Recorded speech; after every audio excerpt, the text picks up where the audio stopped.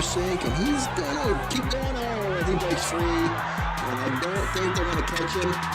Cole Rusink with a long touchdown run. They had him bottled up. Cole just kept his legs driving, did a little spin move in there, and goes for a 50, 40, 55-yard run there for Rusink.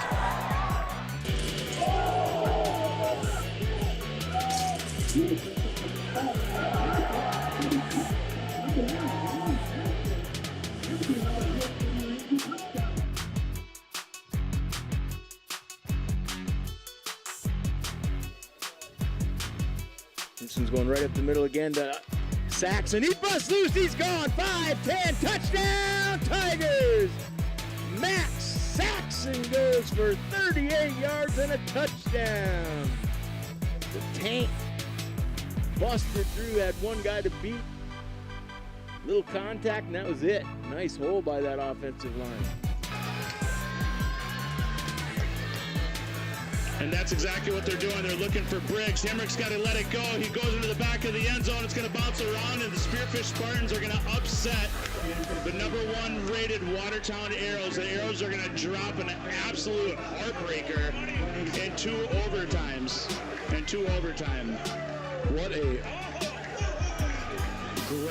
What a great football game by both football teams here. Spearfish, I don't think there's any question who the player of the game is. Hunter Walters was outstanding tonight. He was fun to watch.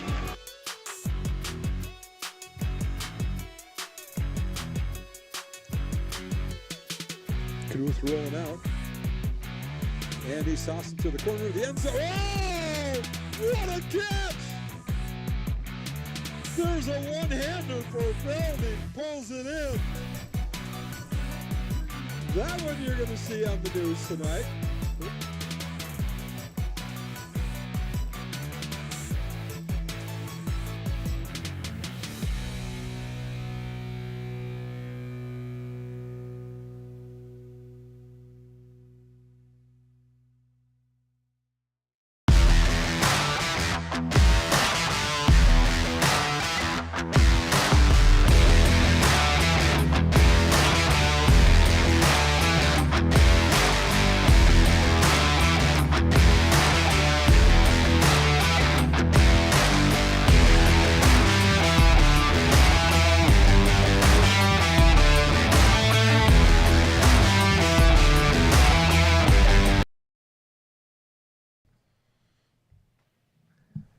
And welcome. It is episode number 8 of Inside the 605.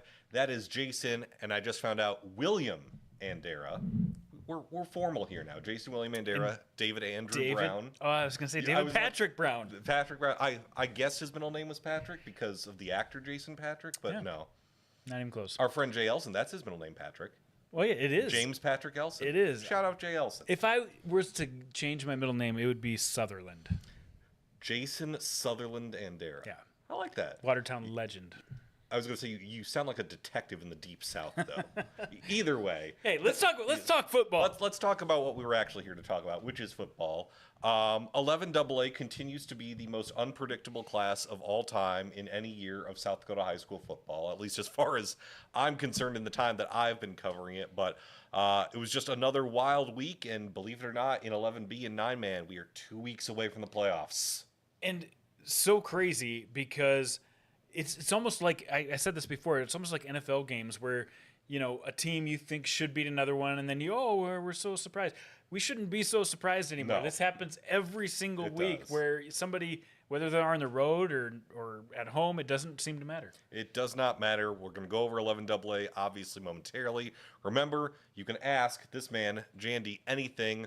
We are live on YouTube, Live Ticket TV, 605 Sports. Ask him anything. We will answer your questions at the end. And you got some X factors in all 7 classes that we're going to pay attention to down the stretch. Yes, the pivotal players, not necessarily the best players in each team, but the most pivotal that will have the biggest outcome or biggest hinge of the outcome for their team.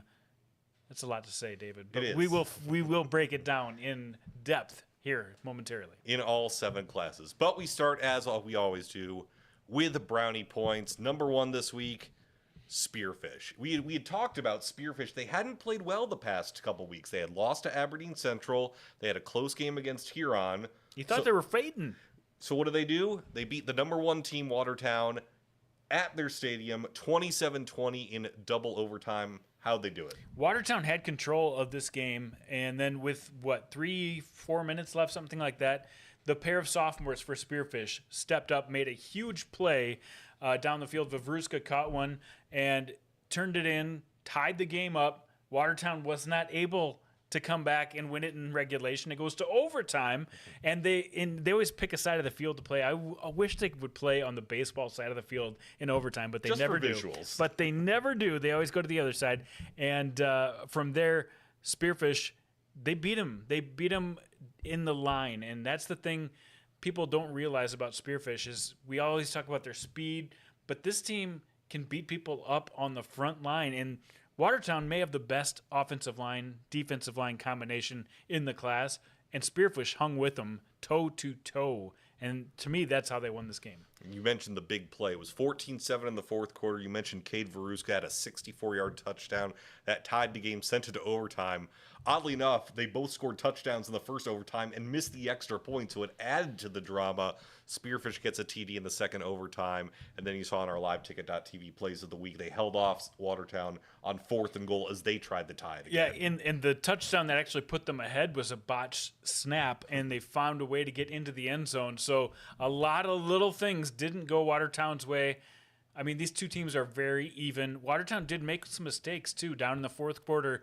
Got a couple penalties that they wish they could have back, and that's been the name of the game for them all season long. But give all the credit to the Spearfish Spartans. Yeah, the Arrows are going to be just fine, but as you said, penalties and mistakes have kind of been the hallmark of why they've maybe struggled at certain points more than others. It cost them this game, but obviously they're still going to be a contender in this class, which is like MTV's The Real World. You think you know, but you have no idea, because now we have some version of circularity, because Spearfish just beat Watertown. Watertown beat Yankton. Yankton beat Pierre. Pierre beat Aberdeen Central. True. And Aberdeen Central 2 weeks ago beat Spearfish. So you didn't get all the teams in there, but I'm Most of them. pretty impressed. And that, if anything, illustrates what has happened to Class 11 AA this year.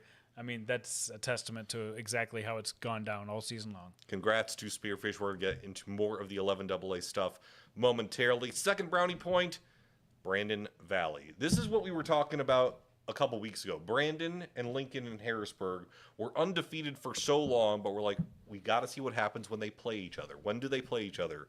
Well, Brandon goes into Howard Wood Field. You know, it's a road game. Brandon's not far from Sioux Falls, but they go to Lincoln, and they control that game almost exclusively from mid-first quarter on. They were down 7-6, scored 33 unanswered. They neutralized the Lincoln offense. Lincoln made one big play on offense to get their touchdown early. Other than that, the blitzing scheme that Matt Christensen and the defensive coaches for Brandon Valley put together was awesome. They put Schaefer under pressure all day long. They didn't allow them to run the football. The defense got this thing done, and then offense was just methodical all game long with their pair of running backs in Gus Scott and Levi Veskerna. And then Landon Delaney just does what he does every single game and leads the team in receiving.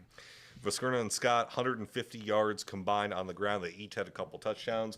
Briggs Knutson, not a big passing day, but he was efficient when he needed to be. Yeah, and we'll talk more about Brandon Valley. I mean, he's a guy who's had some injury problems, and then their second and third string quarterbacks both injured. So he probably shouldn't have played this game, but he stepped up in a big way, and his stats have been very efficient this year. So huge shout out to Briggs Knutson. It's a 39-13 final, so the Lynx triple up the Patriots. They hold Lincoln to just 180 yards of total offense, and this was a Lincoln team we talked about earlier this season. We wondered, do they have the best offense in all of AAA? Statistically, they did through these first 5 games, first 4-5 games, and Brandon Valley just they played an outstanding scheme to totally shut them down. And Matt Christensen, he was quoted after the game, this was a statement win for them. You think about the times they've met up in the playoffs the past couple of years, including last season. Brandon Valley, they got super close to upsetting Lincoln last season in the semifinals. Yeah, very close, and I'm sure that was in the back of their mind when they played this game. You could see the enthusiasm and still, I think this Brandon Valley team can get even better, and I do think Lincoln will bounce back after this because they'll make some adjustments running the football. We'll talk more about that when we get to 11 AAA. You mentioned the domination. 48-minute game, Brandon Valley had the ball for more than 30 minutes of that 48-minute game. That's better than 65% of the time. When they play at that level, they are going to be so hard to play against. The thing is, can they continue to play defense at that level? And we're going to see. They still have some really tough games coming up, so we'll see if they can finish it off as strong as they've started. Including, they got the Harrisburg matchup coming up shortly, so we're going to find out toward the end of the regular season. Final brownie point, tip of the cap. Congratulations, Rapid City Central. They end their 29-game losing streak. Wasn't the prettiest game. It was a 3-0 victory over Sioux Falls, Washington, but any win is a great win. First win since 2021. Whatever you want to say about the Rapid City schools, you feel good for the players, you feel good for the coaches. A win's a win. You can build off of that and get some positivity at Rapid City Central. You got to love it because Brandon Colpitts has got these guys thinking differently, but once they actually see a W in the win column, things change even more. Yep. The confidence goes up, the high fives. I mean, yes, I know it's a 3-0 win against a team that's under 500. Take that out. Rapid City Central needed a dub, and they got one. They played an excellent defensive game, and they could have a couple of wins this season because they still have Stevens on the schedule. Absolutely. So congrats to Central. First win in 3 years. Good for them to get off the schneid. Good for the kids. Good for the coaches. Good for that entire school and program. So those are my brownie points for the week is from a team perspective. Individually, another excellent week of top performers in 11 and 9, man. Yes, thanks once again for sending those in. You can always feel free to hit me up on social media and remind me of how well your players did. Yep. That always helps. I tried my best to scour through the box scores, but you guys help us out there too. Let's take a look at this week's game changers, starting with a couple from McCook Central Montrose. They played Bridgewater Emory Ethan, a team with only one loss on the year, hadn't lost since the first game of the year, and they came in and ran the ball. 200-yard rushers. You see them right there. Lane Deutsch, Owen Schmidt, both over 100 yards. Deutsch went for 3 touchdowns, also caught a touchdown, and was an absolute terror on defense with 12 tackles. Owen Schmidt, on the other side, led the team with a big day with a defensive interception, a fumble recovery. So 2 guys doing it on 2 sides of the field. A big shout out to the Fighting Cougars. 36-28, the victory over Bridgewater Emory Ethan. You mentioned, they've shown the capability to be a really good ground and pound team, and it's exemplified right there. Exactly. They've got the tools, they've got the talent, and they're getting better as the season goes on. So congrats to them. Let's take a look at Grant Edwards, a new name on this list, the junior receiver out of Woonsocket, Wessington Springs, Sanborn Central. How about this? He found every way he could possibly score a touchdown. 2 kick return touchdowns, a rushing touchdown. All 3 of those scores, by the way, or 3 of those 4 scores, I should say. He also had to pick 7 yards. The boy deserves to relax after that big game. That was huge.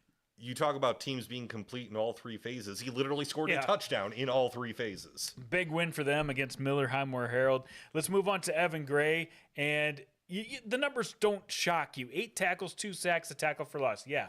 But what he did was lead his defense. He was the leader on that defense that shut down the number 1 offense in 11 AAA. We just got done talking about some of the praises for this Brandon Valley team, and he was the leader on defense. 8, as you see, 8 tackles, 2 sacks, a TFL, just the senior linebacker. Every now and then he'll play both ways, but at that linebacker spot, he is really coming into his own. Yeah, and he leads the team in tackles. He is all over the field. He wasn't involved in any of those takeaways that they had, some key takeaways in that game. So you could really hand the game changers out to several players on this defense. But we'll highlight Evan Gray this week. Sullivan Schlingen, your typical 200-yard rushing day, 100-yard receiving day. You don't see that in 11 AAA very often. Not very often. And they did it against Pierre with their 4th loss in a row. But that's a tough team to be able to put 200 on the ground and another 100 through the air for 4 touchdowns. He continues to impress me like nobody else in this class. 42-14, a big win for O'Gorman going on the road in the AAA, AA matchup against a peer team that is struggling, but O'Gorman certainly took advantage of that opportunity. Huge game for him. How about Brady Schroedermeyer? Let's go to the 9-men top performers, game changers. And Brody's been throwing the ball in the last few games. He started out the year not at quarterback with arm soreness. He's able to throw now, and look what he did. 4 touchdowns through the air, 2 more on the ground, a 240-yard passing day, and 150 on the ground. Huge day for the senior quarterback. Viborg Hurley puts up 68 in a big win over Chester. Huge win for them. And then let's talk about Freeman Marion, Freeman Academy. Usually we talk about Riley Cheddar in the passing game, and he did have a great week. But let's talk about the running game this week. Dominic Sperling, 7 carries, 216, and 4 touchdowns. It's a pretty good average, Dave. That's not bad at all. 30-something yards a carry. 30 points. And change? 30 point something. I know 210 divided by 7 is 30. That's I won't pretty do the good. 216. Yeah, I wasn't going to put you on the spot, Dave. I just saying it's pretty good. I did rudimentary math. Dominic Sperling, if he can do that, let's keep giving him the ball because we know they can pass, but with a run game, this could be a very dangerous team come 9AA playoffs. Let's talk about Evan Stormo of Hamlin. They shut out DeSmet, and again, the numbers don't look absolutely astonishing, but let's reframe this. He touched the ball 3 times on offense and has 3 touchdowns on offense. That's a good average. And was also their leading tackler on defense. Came up with 2 fumble recoveries and a touchdown on defense as well. So I would say efficient, pretty efficient. Well, 3 touches on offense, 3 scores. That math I can do. Every time he touched the ball on offense, he scored a touchdown. 100. How do you like that? 100%. Porter Gregg of Harriet Selby area, 23 carries, 231 yards and 3 touchdowns. A much-needed win for this Wolverine team to get back on track against their rivals in Potter County. 32-22 the final for Harriet Selby area over Potter County. But ultimately, among all these great game changers in 9-man, who is going to get your Game 1 game ball? We are going to give that Game 1 game ball to Tate Miller of Howard. And this is a guy who, week in, week out is putting up big numbers. And you don't see many 200-yard rushers for Howard because they share the ball so well. But he did this against a tough competition. Hanson's a good defense, and he put it up big time. And you see a lot of the physical runs that he had on these highlights here. He really showed out. Absolutely, he did. And Howard has been consistently the number 1 team in 9A all season long. But as you said, tough competition with Hanson. This with this cross-class rivalry, it's kind of tough to see early on. But as you said, with the way the wealth is distributed in Howard, at least it has been typically spread out over the years. Seeing him get those kinds of numbers, as you said, pretty astonishing. And he's doing it after contact like that. He will. The line did an excellent job of blocking, of course, but he was able to push past first contact to get those 200 yards. So a big shout out to Tate Miller. Tate Miller, Howard remains undefeated. He is your game ball winner this week, and we will be back after this message from our friends at Game 1.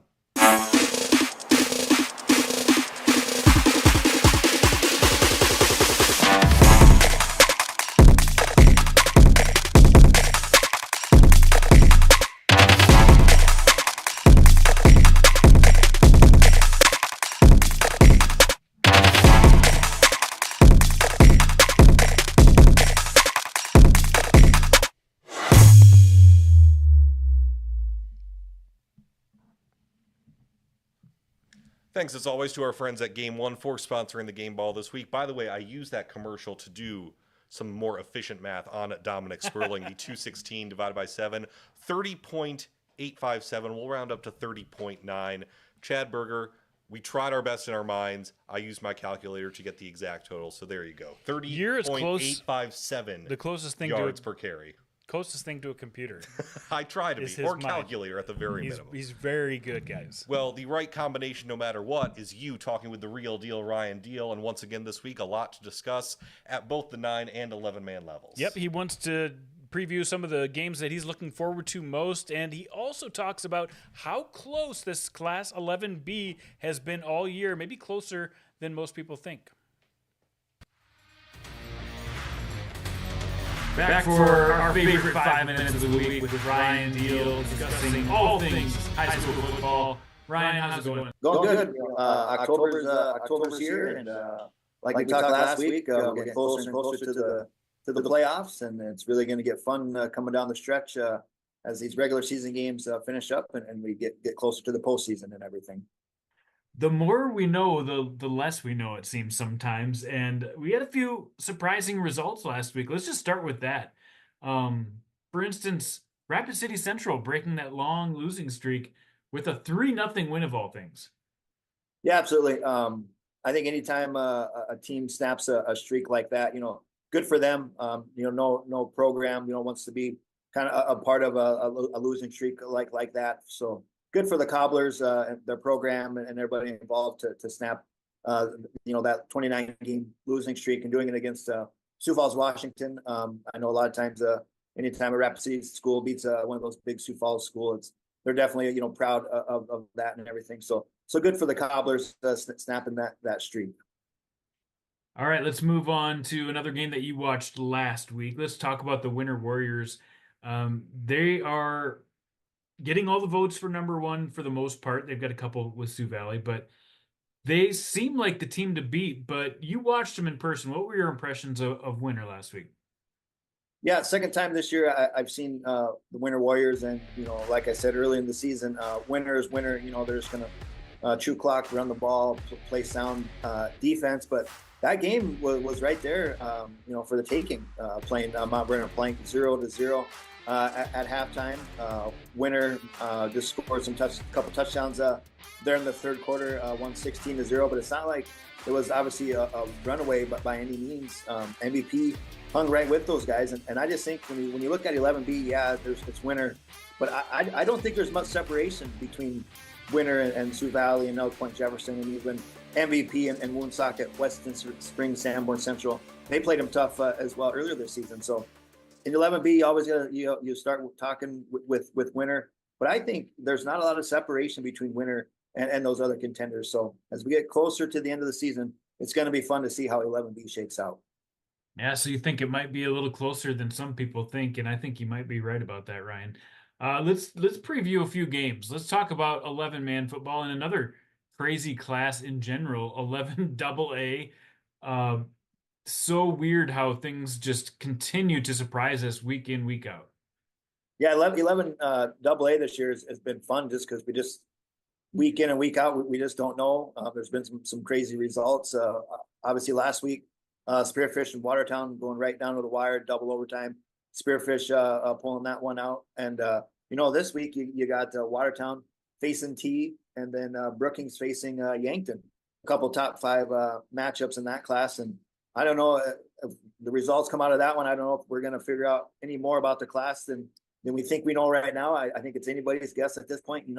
We talked throughout the year. Obviously, it was Pierre's class the last several years, but now they've kind of fallen off a little bit. And it's fun to kind of see, some parity. And it's really going to be fun to see as this shakes out towards the end of the season, who's going to be the couple of teams that rise to the top there and face at the Dakota Dome and everything. So you, just like everybody else, will keep their eyes on 11 AA with a couple of top 5 matchups. That should be fun. 9-man football. What game do you want to talk about in the field of 9-man football? One I've got my eye on, you might too, is a couple undefeated teams playing against each other. Yeah, let's go talk about that. Parkston, Woolsey, Wessington, number 1 in 9 AA. Parkston, haven't lost this year on a 17 game losing streak. Woolsey, Wessington, they're always a solid team. So that is definitely one I'm going to keep my eye on. These teams play every year. Last year they played and Parkston beat them 54-0, which at the time was a surprise, but it just goes to show how good Parkston was last year, making a run all the way to the Dome and of course winning it. I don't anticipate a blowout in this one. I think it's going to be kind of a back and forth kind of a game. Some good athletes on both sides of the ball, and Parkston still got a pretty solid defense, but it's obviously going to be a tough challenge facing Woolsey Wessington. So that'll be the 9-man game that I'm really going to keep my eye on. Yeah, last week you mentioned how many teams we have still undefeated in the 9-man ranks, especially in 9A. Well, this will be a test for Woolsey Wessington to see if they can stay among those undefeated teams. Always good stuff, Ryan. I appreciate you being on every week, and have a good Football Friday. Absolutely. You too, Jason.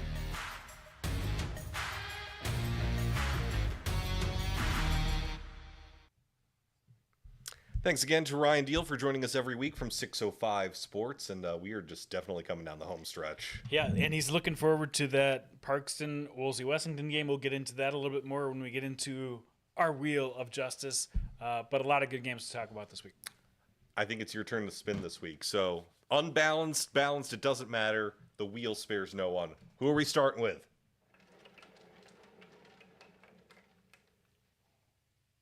Oh! 9A. How about 9A. that?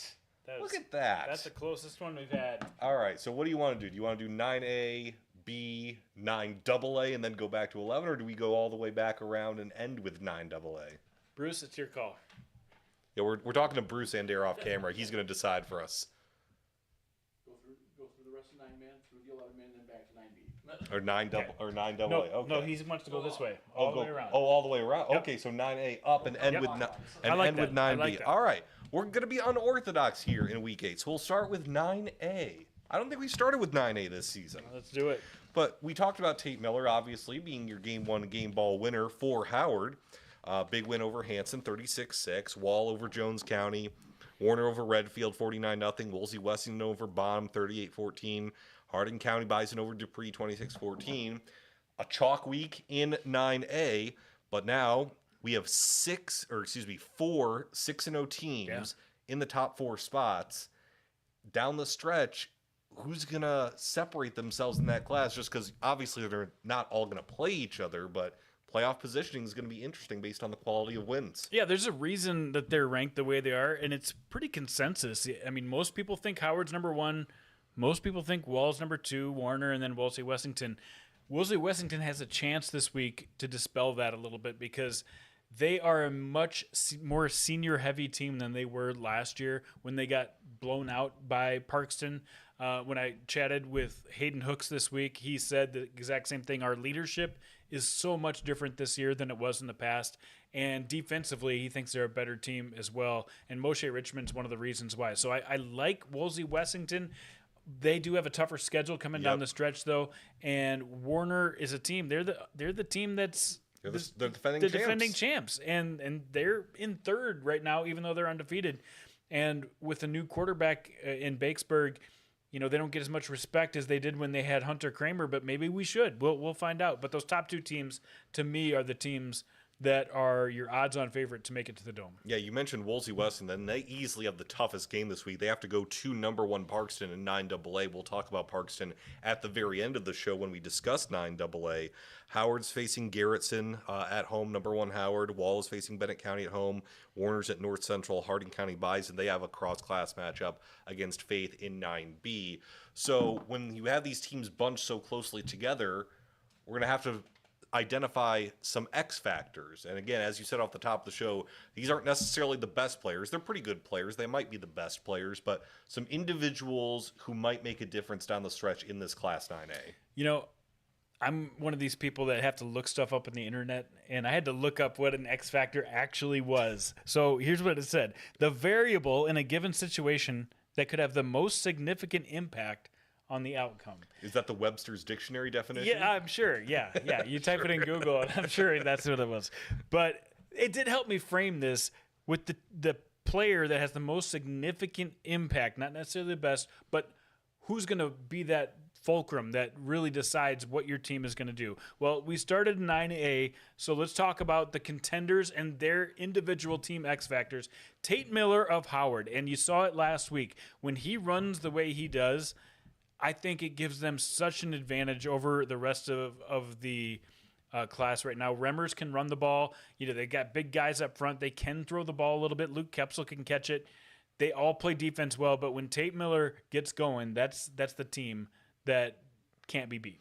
And as you alluded to, because Howard has so many weapons, it doesn't always necessarily have to be Tate Miller. Last week it was Tate Miller, though. It was, and Tate Miller's always having, 80, 90, 100-yard games, but he hasn't had blown up for 200 yet, and he did last week. But you need him involved in a big way to make this team go because they have so much variety that you can't key on him, and he makes those big plays, and he can make them on offense, defense, in the passing game if he needs to. He's one of the more versatile players. I think he's the X factor for Howard. What about Wall? Who's the X factor yeah, for Wall? let's talk about Wall. Their sophomore quarterback, Tanner Vollmer. This is a team, not a lot of people were talking about Wall as a title contender this year, that maybe they would take a step down with so many seniors lost, but the sophomore quarterback has stepped up in a huge way.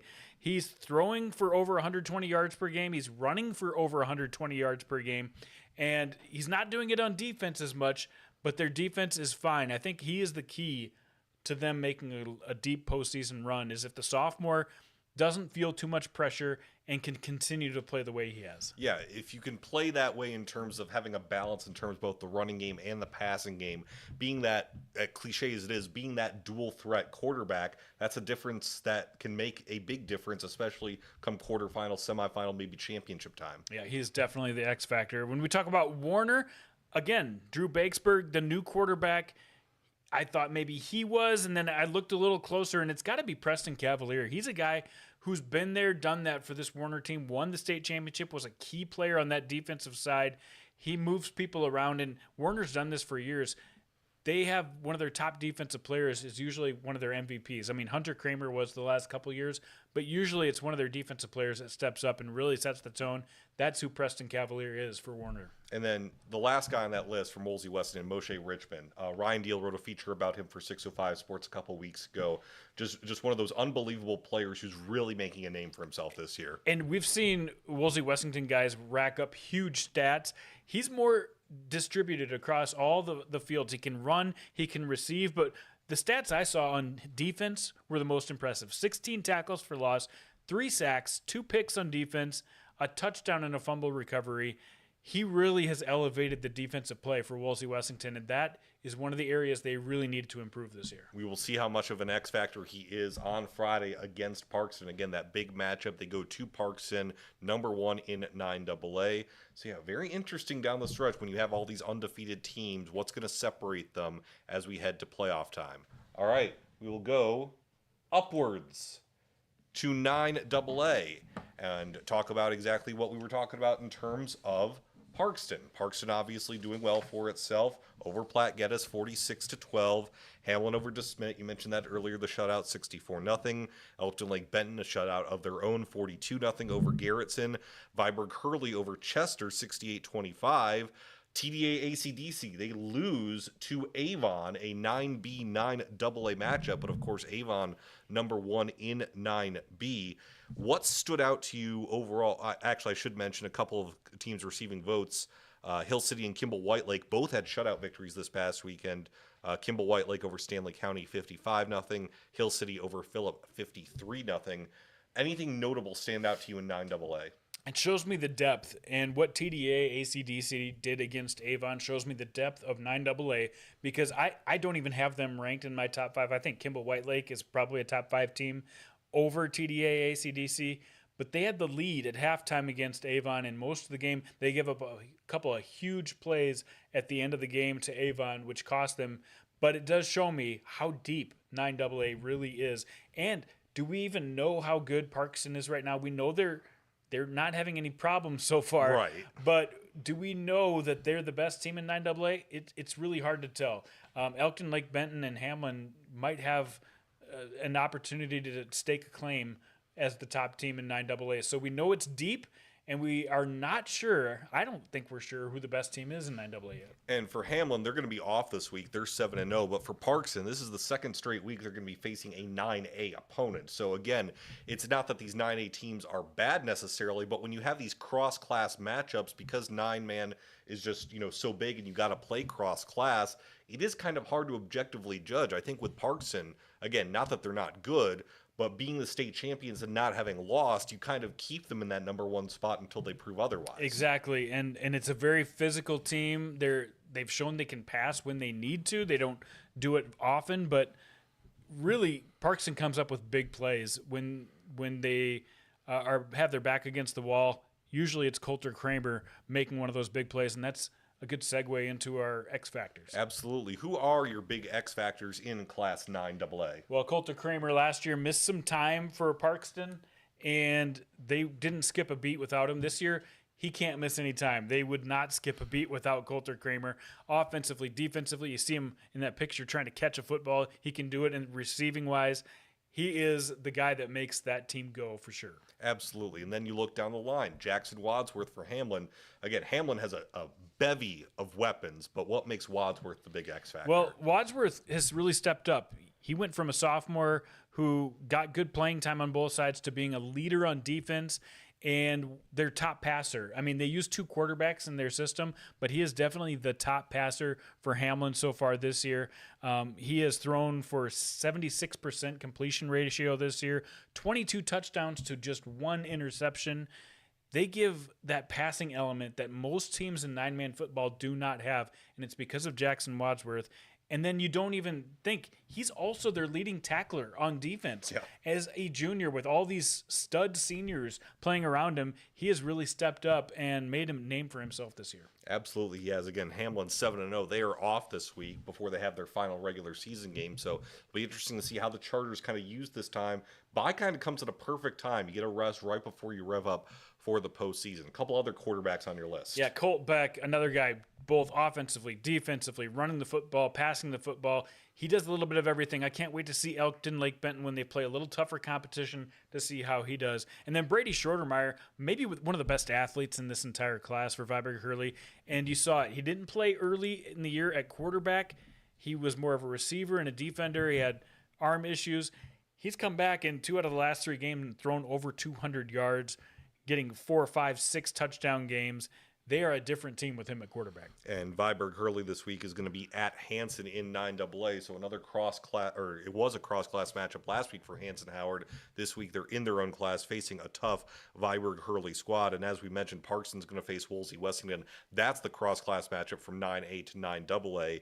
As far as other week 7 games that you're looking forward to in 9AA. Yeah, in 9AA, there's some big games coming up, but Hill City, again, they kind of dropped off with the 1 loss against Harding County, but it came back strong against Phillip.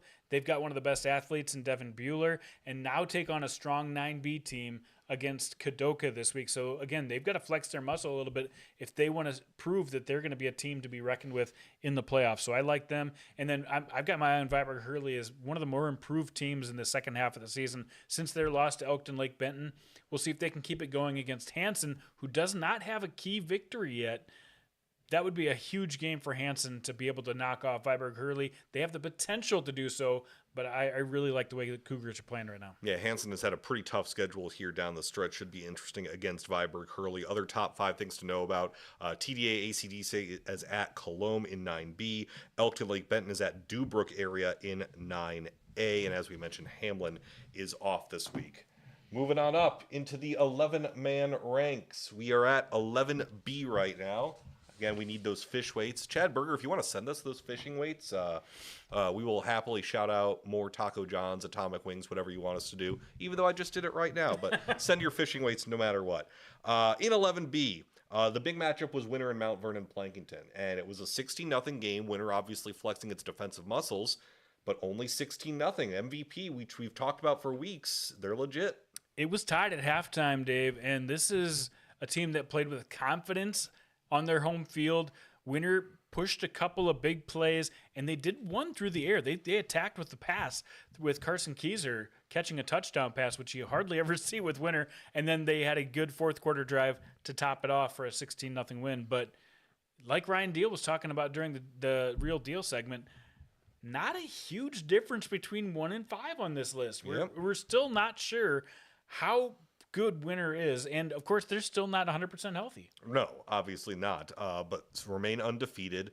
Sioux Valley over Flandreau 31-13, Elk Point Jefferson over Wagner 49-8, and then Woonsocket Weston Springs Sanborn Central over Miller Highmore Herald 62-20.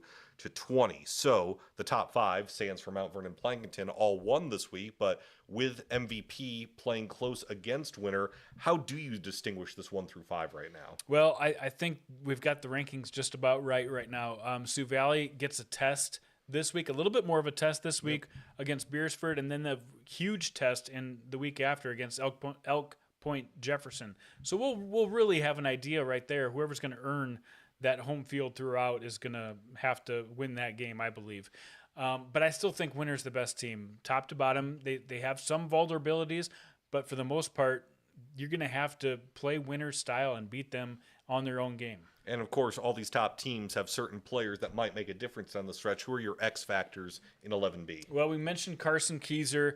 Again, offensively, defensively, doing it in a big way this year. 48 carries for 500 yards and 8 touchdowns, but he's also done it in the receiving game with a couple of touchdowns, 2 defensive interceptions this year, and a kick return touchdown. So all facets of the game. They've got a lot of players who block and tackle, and even Eli Volber's done a nice job of solidifying the quarterback position, but it's Carson Keyser that makes this team go. And as you mentioned, with so many guys being hurt for winter during the season, obviously Sean Hammerbeck being one of them, guys have to step up. Not that Keyser was someone who needed to necessarily step up, but just maybe do a little bit more in the absence of some other great players. Yeah, I mean, they definitely share the ball. They definitely have a lot of guys who can, tote the rock when needed, but when they needed a big play last week, who did they go to? Carson Keyser in the passing game.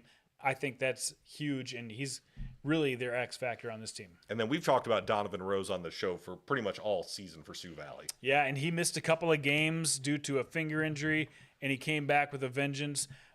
Their strength of schedule hasn't been there, but I have a feeling when they get to those tough games and they need the tough yards, they're going to go to their toughest player, and that's Donovan Rose. He is somebody that nobody else has, and is definitely the X factor for Sioux Valley. And then for Elk Point Jefferson, the number 3 team currently, you have Ashton Fairbanks. Yeah, you obviously they've got great quarterback play, they've got great running backs, but how about Ashton Fairbanks, their leader on defense? And I think that's the one spot we could see Elk Point Jefferson take over, is if they can improve their defense.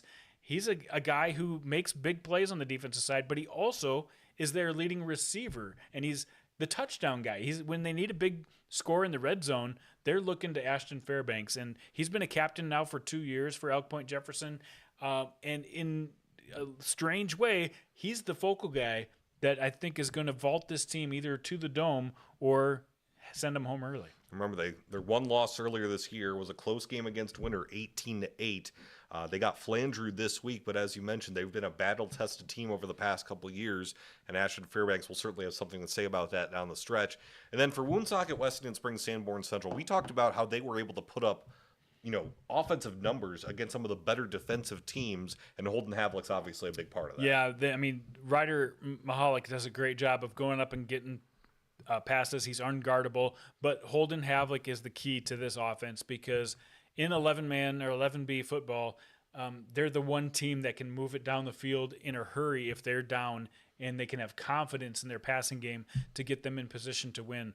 That's something not everybody has in 11B, and he is a very good quarterback. Absolutely, he is. The combo of him, Havlick, and Mahalik obviously has been fantastic all season long, and they'll need to continue to be so if Woonsocket, Weston, and Springs Sanborn Central wants to make any noise in the 11B playoffs. The matchups this week, none of the top 5 teams are facing another ranked opponent. Winner is at Lakota Tech. You mentioned Sioux Valley is at Beersford. Flandreau's at Elk Point Jefferson.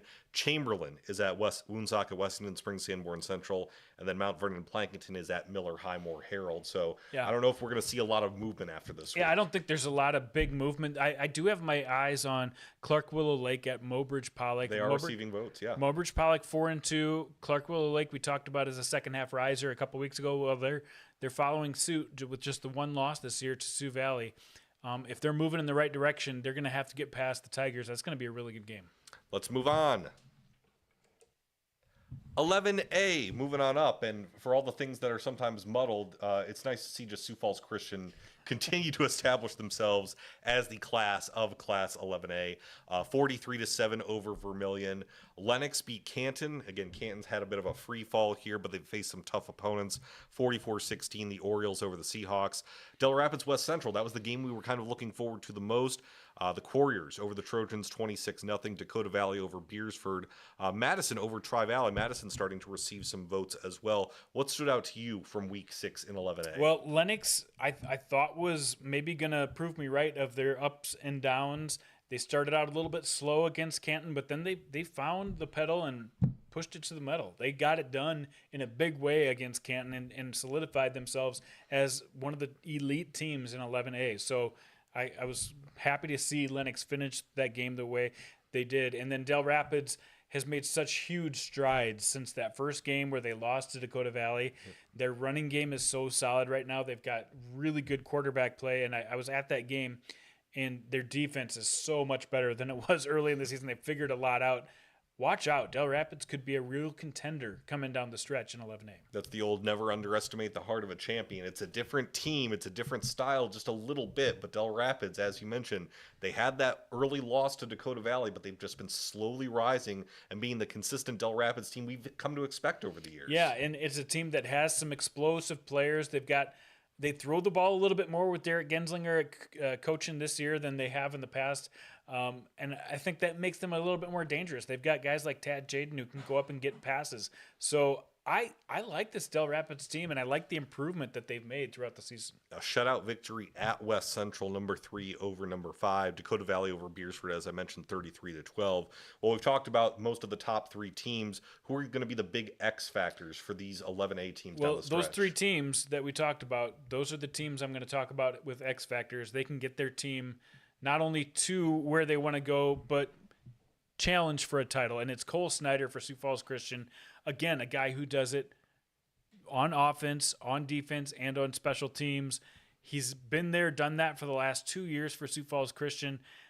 He just makes a spectacular play or two every single game, and then you can't deny him on defense. He is a guy who can shut down people on the outside and make tackles from that cornerback and safety position. So I think Cole Snyder is maybe the best player in this class. Boston Katzer, he was why they were up and down a little bit. He threw some interceptions early in this season, but he has really solidified himself as a true college quarterback who has potential to be really good at the next level. By the way, he's played in the last 4 weeks. He has been awesome. Absolutely, he has. And going back to Snyder, you mentioned he might be the best player in this class. Just as far as a two-way player, right? He may be one of the best two-way players, period, in all of South Dakota high school football. I agree. Just a great athlete who has a nose for the football, whether he's picking one off or whether he's going for a 50-50 ball at wide receiver. I totally agree with you. Cole Snyder makes this team go. And then Cole Rusink, the other Cole on this list. You mentioned him to me a couple of weeks ago when we were kind of just discussing Del Rapids' rise a little bit. You know, the Rusink name obviously has been familiar in Del Rapids for a while, but Cole really cementing himself this year. Yeah, Cole has got that spotlight this year on him. He gets to carry the ball a little bit more than he has in the past, and boy, has he paid off for the Couriers. And not only running the football, but again, he's one of the top tacklers on defense.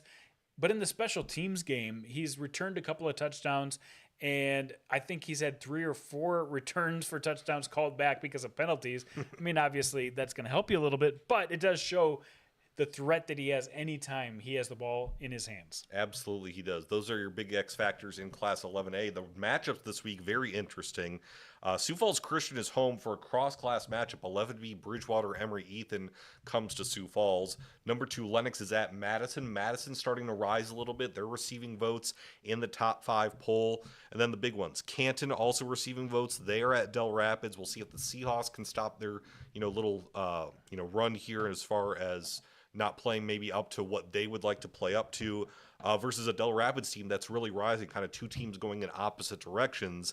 And then at the bottom, Dakota Valley and West Central, a very interesting matchup. Yeah, don't sleep on any of those matchups that these top 5 teams have. I mean, it's been a little more predictable in 11A than some other classes, but, I mean, it's late in the season. We're going to see if some of these teams can maybe get that last gasp, if Madison can make a push. Last year, Madison upset Lennox in a game that they really had no business upsetting them, and Lennox can't fall into that. I'm sure they've got this one circled on their calendar from what happened last year, but it could happen. Dakota Valley, West Central, both reeling a little bit in the polls, want to make a statement that they belong in that top 5. That's going to be a huge game for both those 2 teams. West Central at 3-3, Dakota Valley at 4-2, 5 versus 4 matchup on Friday. From the more predictable to the wholly unpredictable in 11AA. We went over the Spearfish victory a little bit earlier, obviously, in brownie points. At the rest of 11AA, I think, to start in the season, everybody is trying to run a lot of things and try to see what's going to stick and eliminate some of the things that they don't like in their offense, their defense, whatever. And I think what we're seeing right now is Brookings has really settled in and they know Aberdeen who they Central. are at this Hey, they're point. the team They've that got beat Spearfish a some couple really weeks ago. They explosive took care of athletes business that against touch the Mitchell ball almost every 48-8. play, and that's And then the quarterback you and just look the at the bottom of the class. Huron Kowalski being kid a number little one. And frisky so as well, both 36-0 those guys over are Douglas. both really, really good Besides the athletes, and Spearfish then Watertown they're game, good what other enough game in the stood run out to you? game to where they can I think this, you'd mentioned the Brookings T area game, because Brookings jumped on T area right away, but T area fought back in that game, and they didn't lay down and just let Brookings walk all over them. So I like that fight from T area. And I like that Brookings got a win against a tough team. That was a huge win for them. And then go back to that Spearfish Watertown game. We've already talked about it a little bit, but what Spearfish has done, I rewatched that game, and every time a big play was made, I kind of looked at my roster.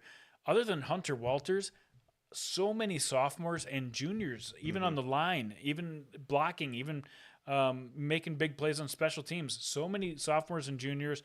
I think this team can get even better for Spearfish as they go forward. But I think their highs and lows, they're going to have trouble getting that consistency because of what happened in the 2-week stretch against Aberdeen Central and Huron, where they didn't play their best ball. They didn't, but as of now, they're back up to number 2 in the polls. Brookings number 1, they got 18 first place votes. Spearfish got 3. Yankton had 2. Yankton is taking care of business. I think the loss to Watertown earlier this year kind of not demoted, but kind of put Yankton a little bit under the radar a little bit. Yeah, especially the way they lost. They got down 20-0 early against Watertown. They came back in that game and fought and actually outscored them from that point on. And since then, they've given up 1 touchdown to an 11 AA team since that 20-0 deficit back in their second game of the season. They've been really good on the defensive side. And I'm one of those 2 people who gave them a first place vote, because I think if it started right now, and anybody played anybody in 11 AA, I would pick Yankton to win that game. Yankton 4-2, Watertown 4-2, T at 4-2, Spearfish and Brookings at the top of the class at 5-1.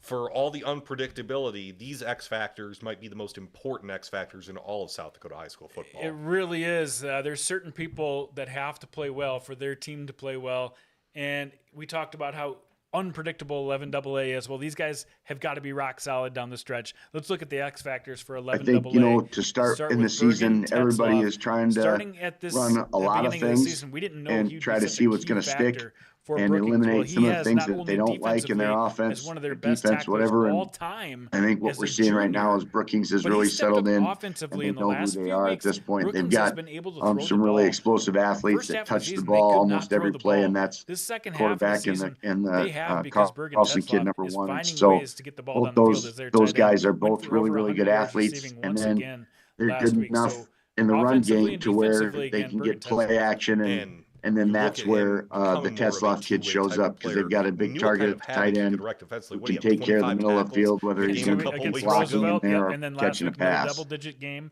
with another 100 and a touchdown on offense, so he's a monster. Hunter Walters, we talked about him having a big game in Spearfish's win over Watertown. He's going to continue to be big down the stretch. Yeah, he ran for over 100 yards, and the way he ran, just go back and watch that game. It's so much heart. This is the way Spearfish wants to play, is the way that Hunter Walters displays on the field. He has been absolutely awesome for the Spearfish Spartans. And for the Bucks, the team that you think is number 1 in 11 AA, you have Easton Nelson. Yeah, so they used to have, Rugby Riken at quarterback, just a do-everything guy. Do-everything playmaker. Lucas Kamshoff, one of the best raw athletes Yankton's had in the last decade. And they came in with Easton Nelson this year, a guy who really loves to play quarterback, has done all the things he needs to do to be a better quarterback, going to all the camps, but he's not the dynamic athlete that they've had in the past. Well, he's come up big in the last few weeks for Yankton. You can see the improvement. He's getting 100 through the air. He's getting 100, close to 100 on the ground as a dual threat quarterback, and that's what Yankton loves to have. And if he continues to play solid like he is now, that's all he has to do is drive this car into the playoffs for the Yankton Bucks. They're going to have a tough matchup later this week. We'll talk about that in just a moment.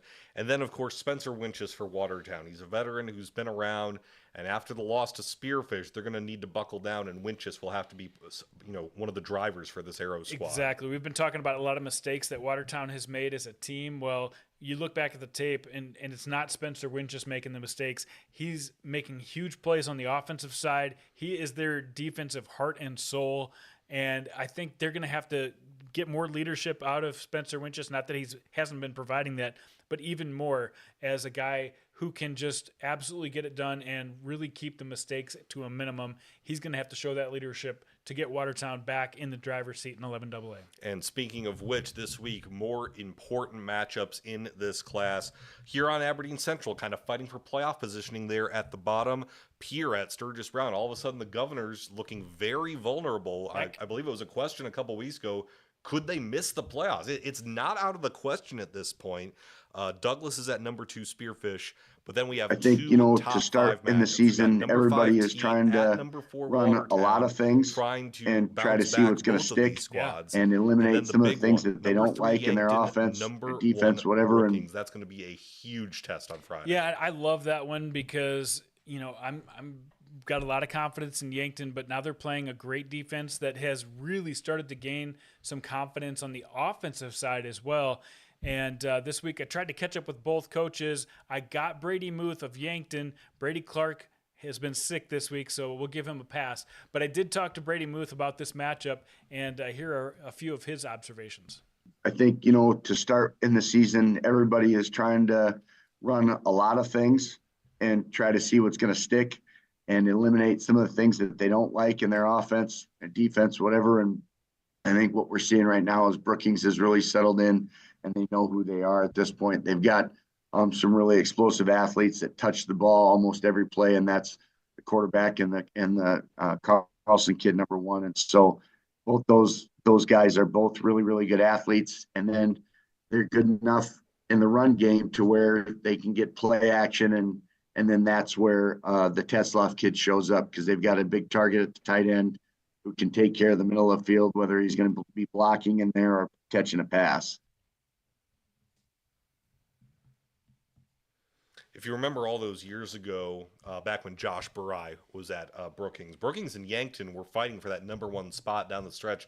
I think it was actually during the COVID season. So these two have been interesting rivals over the years. Brookings has had some downtime since then, but they've risen back up, and this is going to be a tough test against a quality Bucks squad. Yeah, this one could go either way. I mean, a lot of people think that Brookings is the team to beat in 11AA. It's hard to disagree with that, the way they've played so far. But I think Yankton's got a really good shot at going in there and being consistent and finding a way to get on the scoreboard against one of the toughest defenses.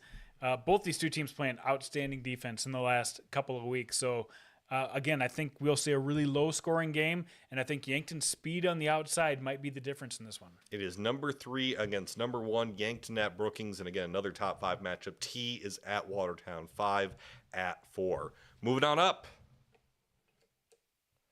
to 11 AAA, and we discussed Brandon Valley last week. Obviously, that was the big notable win in AAA, 39-13. Harrisburg, they took care of business against Sioux Falls Roosevelt, 49-13. Jefferson over Stevens, 56-13. We mentioned O'Gorman with their win. Rapid City Central, again, congrats to the Cobblers. Besides the Brandon Valley Lincoln result, anything else that caught your attention in AAA? Yeah, just the fact that O'Gorman got back on the winning track, because we talked about them as a team maybe trying to make that push into the second half. So for them to score 42 points against Pierre on the road, that was a huge win for them.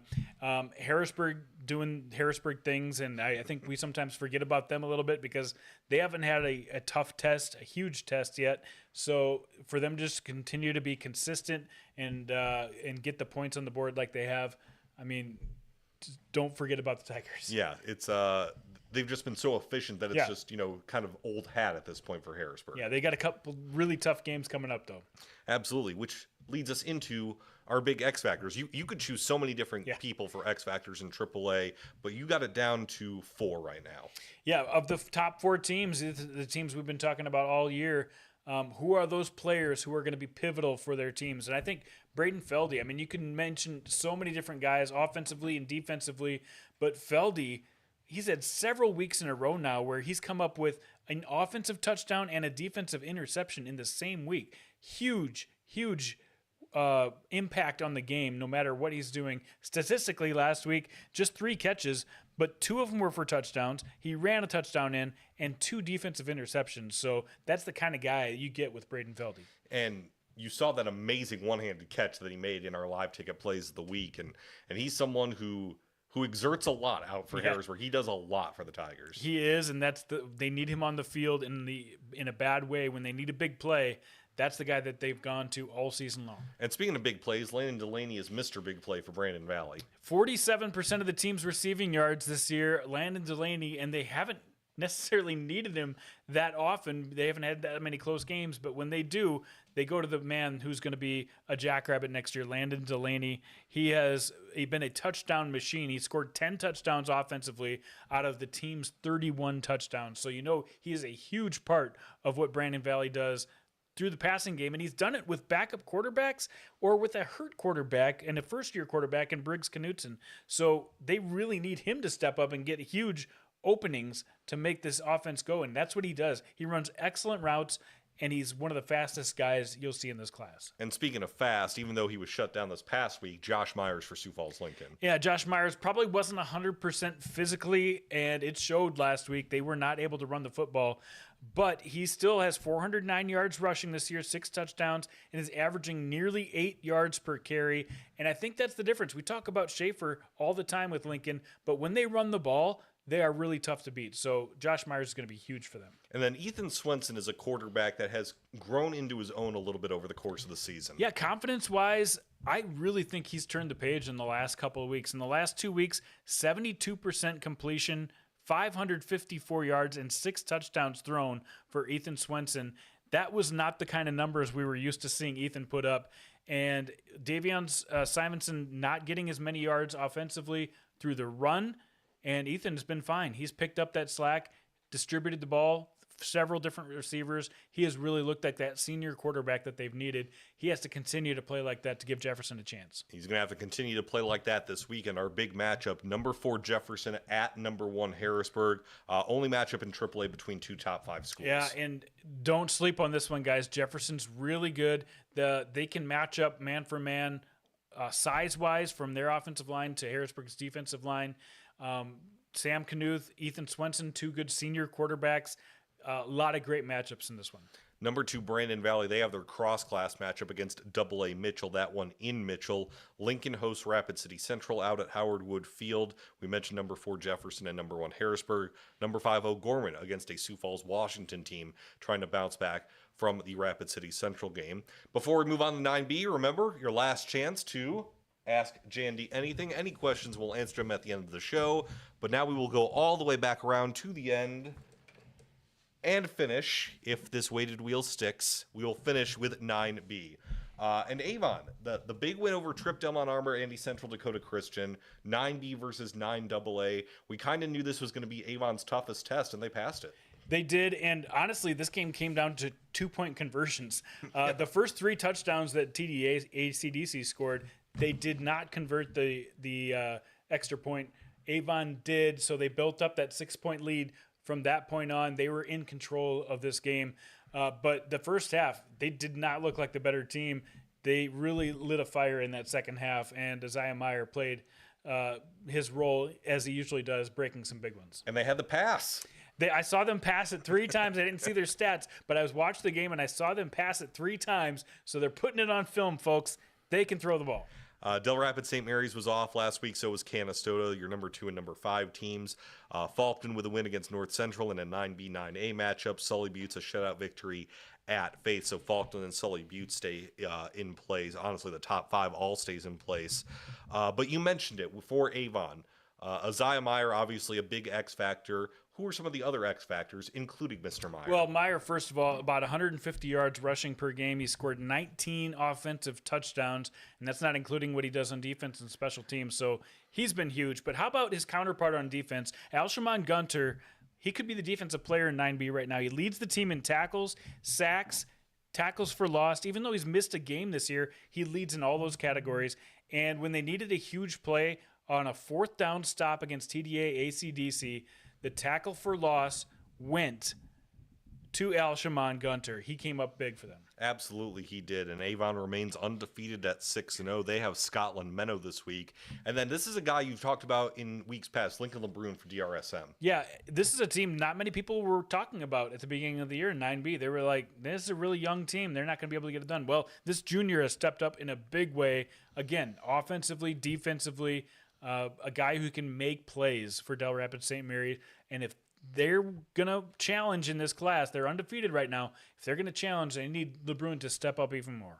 They are at Alcester-Hudson in 9A this week. Falcons at Hitchcock-Tulare.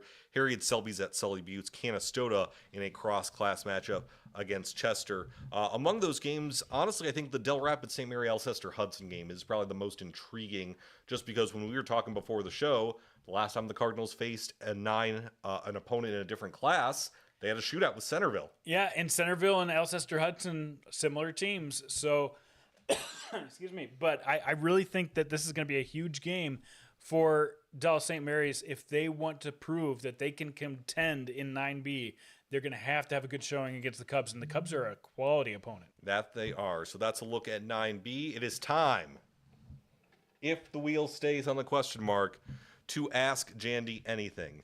And we'll start with a simple football question from our friend Mr. Jody Brozick. No matter the class, best defense currently in South Dakota high school football. No matter the class. Well, coming fresh off of watching Brandon Valley play defense, and the way they swarmed and the way that they did multiple blitz looks and just confused Lincoln all game long, a team that had been the top scoring and top yard getting team in 11 AAA and basically shutting them down until garbage time. It's got to be the Brandon Valley Lynx. That team I would put against anybody. And we talked about the line play, specifically the offensive line play for Brandon Valley, but the defensive line play has been just as, if not more, impressive this season. Yeah, Hudson Parliament is on there. He's only got a couple sacks this year, but he's getting double, triple teamed. They've got so many juniors on this team. They're going to be even better next year, folks. So I'm talking about Brandon Valley as the top defense in 11 AAA. Brookings has definitely been right there in 11 AA.